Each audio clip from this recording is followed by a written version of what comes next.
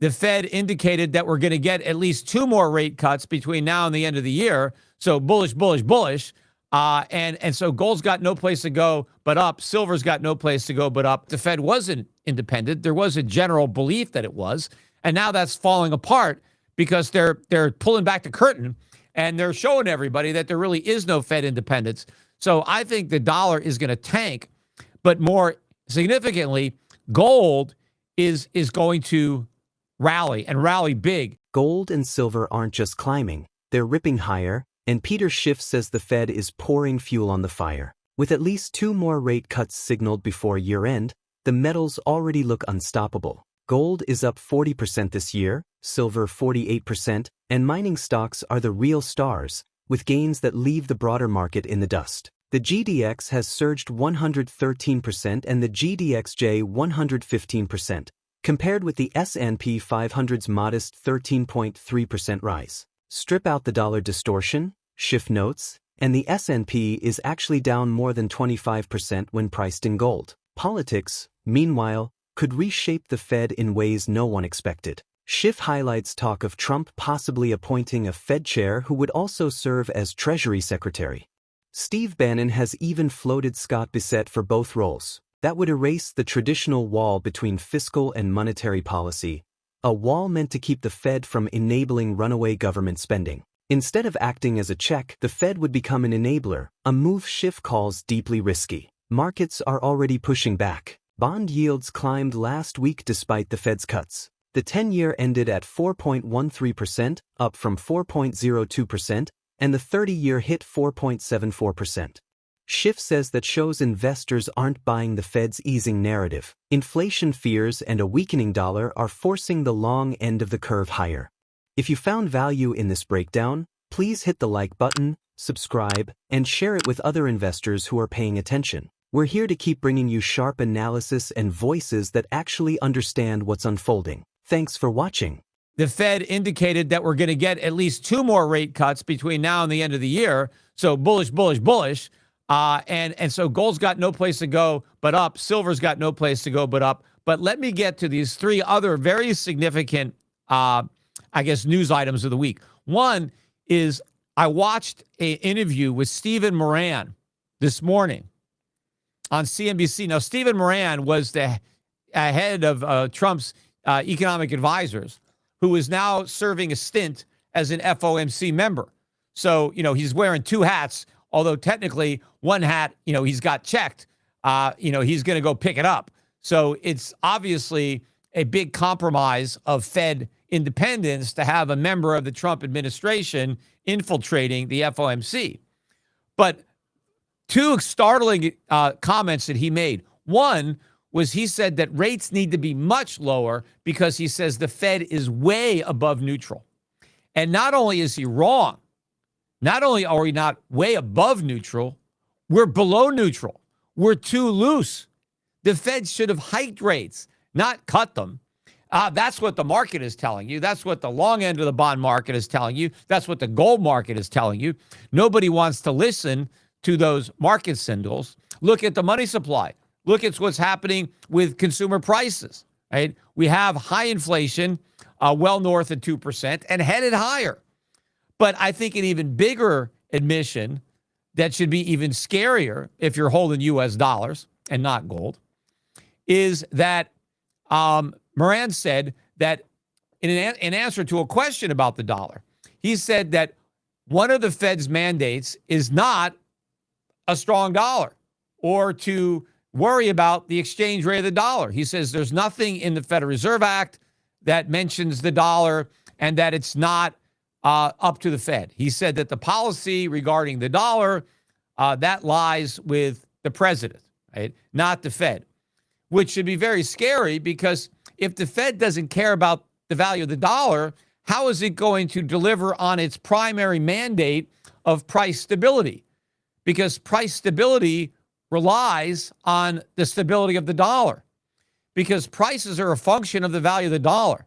If the dollar is losing value, you need more dollars to buy stuff. So in a way, when the Fed is mandated to maintain price stability, it is also being mandated to maintain the purchasing power of the U.S. dollar. So to say that the dollar is not a part of the Fed's mandate either means you don't understand what the Fed's mandate is, or you're just lying. And so either, it's one or the other, but there's no, third option. So he's on the Fed, and Trump is going to appoint a new Fed chairman that is going to share that perspective. In fact, one of the president's closest confidants, or was at one time, Steve Bannon, he came out this week in favor of the president nominating Scott Bessett to be Fed chairman while he is still Secretary of the Treasury. In other words, Scott Bannon thinks that the chairman of the Federal Reserve and the Secretary of the Treasury should be the same person. One guy wearing both hats, or gal, depending on who's there. That is a horrible idea. I mean, often those two work together, but they shouldn't. There should be like a Chinese wall there. In fact, the Secretary of the Treasury, of the chairman of the Fed, needs to push back against reckless monetary deficits and fiscal policy. Gold is now up 40% this year alone in 2025. Silver is up 48%. These are incredible returns for precious metals, especially given that last year was also a very good year. But the only thing that's outperforming gold and silver are the gold and silver mining stocks. Today alone, both the GDX and the GDXJ jumped 5%. 5%. We didn't even have really a 1% gain in the price of gold, or almost, I guess it was about 1% because it was $40, so a little over 1%, but 5%. So we had 5 times the move in gold stocks today as we had in gold. And the GDX closed at an all-time record high, never been this high. And the GDXJ is the highest it's been in 13, 14 years, something like that. On the week, the GDX was up 3.75%, and the GDXJ was up 2.2. The star of the day was Barrick Gold, which was up 10% in one day. That's rare for a company that big to be up 10%. Normally, you might see some smaller companies, although all the gold mining companies are small when you compare them to like the tech companies. But in the mining universe, Barrick is, I think, the second biggest, following Newmont, which, was still up almost 5% on its own today. So not too shabby there. But these are all big moves. Year to date, the GDX is now up 113%, and the GDXJ is up 115%. Right? So these stocks are doing better than tech stocks. Year to date, the S&P 500 is up 13.3%. 13.3%. Gold stocks are up 10 times as much. 10 times as much. So what's the big deal? And in fact, if the S&P is up 13%, but gold is up 40%, what does that tell you? That means in real terms, the S&P is down 27%. This is a major bear market in stocks if you price them in real money. But nobody's pricing them in real money. They're pricing them in funny money. And so you're getting an inaccurate perspective. Now, in other markets that were significant on the week, the dollar was actually only up slightly on the week. I think that's going to reverse, but it's still very weak, the dollar index. What was also up were bond yields. Again, I was forecasting that when the Fed started to cut again, long-term rates would rise, and that's what's happening. The yield on the 10-year finished the week at 4.13. On Tuesday, the day before the rate cut, it was 4.02. So the Fed cut by 25 basis points, and the long end has already gained about half of that. It'll probably gain the other half next week. The yield on the 30-year is 4.74. Peter Schiff says the dollar's weakness and gold strength are about to intensify, and Morgan Stanley just gave the clearest signal yet. For decades, investors have been told to stick to the 60-40 portfolio, 60% stocks, 40% bonds. It was the sacred model on Wall Street. But last week, Morgan Stanley tore up the old playbook and told clients to shift to 60/20/20, 60% stocks, 20% bonds, 20% gold. Schiff stresses this isn't a minor adjustment. It's a bombshell. By having the bond allocation, Morgan Stanley is effectively telling investors to dump treasuries and replace them with gold. For the U.S. government, it comes at the worst possible time. Washington is running record deficits and needs unprecedented levels of borrowing. Yet the big traditional buyers of treasuries aren't stepping up. Foreign central banks have been net sellers, choosing gold instead. The Social Security Trust Fund, once a steady buyer, has flipped into selling. Individual investors, if they follow Morgan Stanley's new model, will also be net sellers. Even the Fed isn't rescuing the market, since it's still slowly shrinking its balance sheet. Schiff's question cuts straight to the heart of the issue. With everyone exiting, who's left to buy U.S. debt? Let's get back to the interview. So I think the dollar is going to tank, but more significantly, gold is going to rally and rally big. And one of the reasons for that is Morgan Stanley, just the other day, I think it was either Wednesday, maybe Thursday, but Wednesday, they came out and they officially adjusted the 60-40 portfolio. Now, the 60-40 portfolio is kind of like a mantra on Wall Street. It's how everybody should allocate their investments between stocks and bonds. And the benchmark is 60% stocks and then 40% bonds. And the only time they tweak it is as you get a lot older and you're retired, they will reduce the stock portion and increase the bond portion. But the standard cookie cutter model is put 60% of your portfolio in stocks and put 40% in bonds. Well, Morgan Stanley came out and said, we think that needs to be changed to a 60-20-20 portfolio. Still 60% stocks. They are reducing the bond allocation. They're cutting it in half. And they are replacing the half that they cut out with gold. So now you have a major U.S. investment bank telling its clients that now have 40% of their portfolio in bonds, that they need to sell half of their bonds and buy gold, right? Because the only way you can go from 40% bonds to 20% bonds is to sell half of your bonds. So in effect, what Morgan Stanley just did is they put out a sell recommendation on U.S. Treasuries, because U.S. Treasuries represent a pretty big part of that 40% that is allocated to bonds. Now, this couldn't come at a worse time for the Treasury, because the U.S. Treasury now has to sell a record amount of bonds, right? We have unprecedented deficits that were just exacerbated by the big, beautiful bill. Yet investors, if they follow the advice of Morgan Stanley, and if more major brokerage firms and investment banks follow their lead, because Morgan Stanley said that you need to do this as an inflation hedge, right? It's clear that inflation is going to be much higher than 2%. It's been above 2% for the last 5 years. The Fed doesn't even forecast it to get down to 2% for another 2. That's 7. And of course, that forecast is all BS. And I went over that in my other podcast. So I don't want to kind of steal that thunder. You got to watch it, because it's a startling observation that I made about a startling admission that nobody else is covering. But given that inflation has been so high for so long and likely to go higher now in light of the Fed's decision to cut rates, Morgan Stanley is saying you need an inflation hedge. You need to hedge your bonds. You can't have 40% bonds. You can only have 20% bonds. Now, I don't want any percent of my money in bonds, and so I'm already in gold and silver and gold and silver mining stocks. But most of Morgan Stanley's customers don't own any gold. And now they've been told for the first time to have 20% of their portfolio in gold.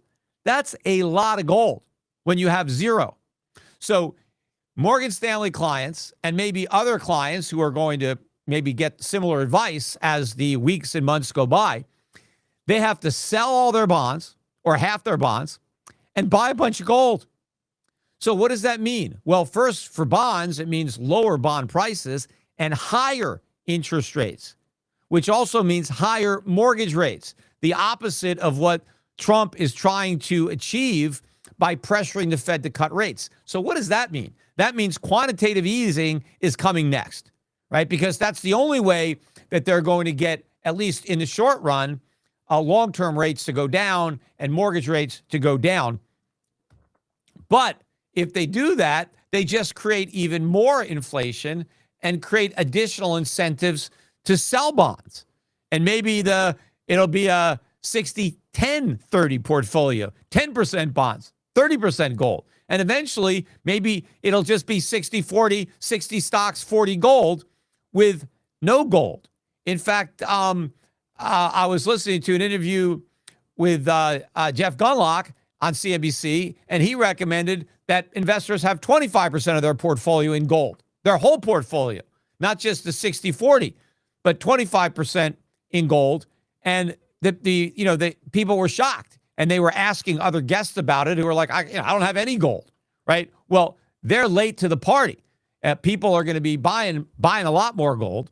And so this is going to push the gold price way up, obviously, if all these people that don't own any gold are going to now be putting 20% of their portfolio in gold.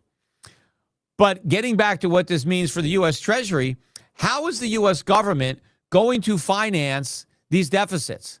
Because foreign central banks are no longer buying treasuries. They're selling them. They're buying gold. The Social Security Trust Fund doesn't buy treasuries anymore. It has to sell them to cover its shortfall.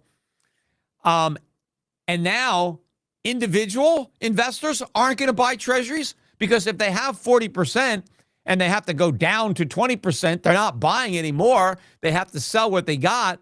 And the Federal Reserve is technically still selling treasuries because they're still doing quantitative tightening.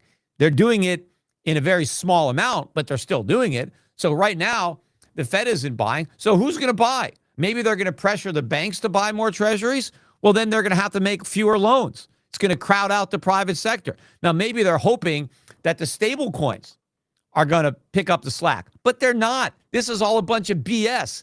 There isn't all this demand for stable coins. That's just a bunch of hype so that the president's friends can make money selling all this crap and selling stock in companies that are creating all these stable coins that nobody really wants. I mean, why would you want to hold your dollars in a stable coin and earn no interest, right? At least if you hold your dollars in a money market, you earn the interest. If you sell the money market and buy a stable coin, now the stable coin issuer keeps your interest and you get nothing. But to the extent that stable coins buy treasuries, it's because mutual money market funds aren't buying them, because people are going to take their money out of a money market and use it to buy the stable coins. And by the way, Bitcoin was down 1.5% today. Bitcoin is now down, I think, about 16% from its all-time record high over a month ago. In nominal terms, or priced in gold, down 16%. I forget what it is in priced in dollars.